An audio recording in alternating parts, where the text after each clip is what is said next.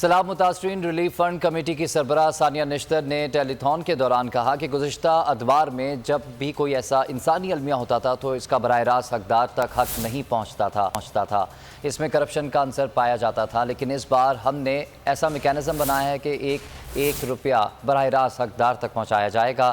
Corona میں بھی ہماری یہی پریکٹس رہی ہے اور اس بار بھی اسی طرح اقدام اٹھائیں گے۔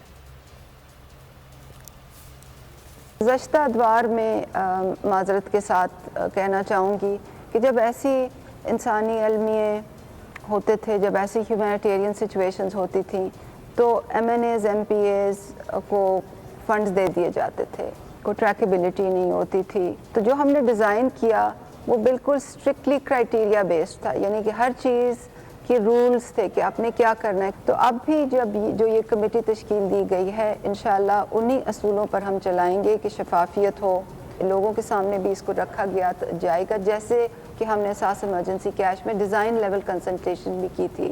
جب کووڈ کی پہلی ویو آئی تھی تو جیسے کہ آج ہم ایک ہیومینیٹیرین کرائسس میں کھڑے ہیں، تو تب بھی ایک ہیومینیٹیرین کرائسس کی سچویشن تھی۔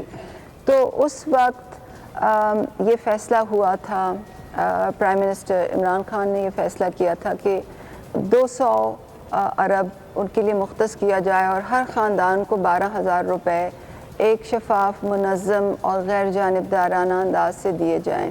میں ہوں جاسمین منظور اور آپ مجھے دیکھیں گے صرف بول پر۔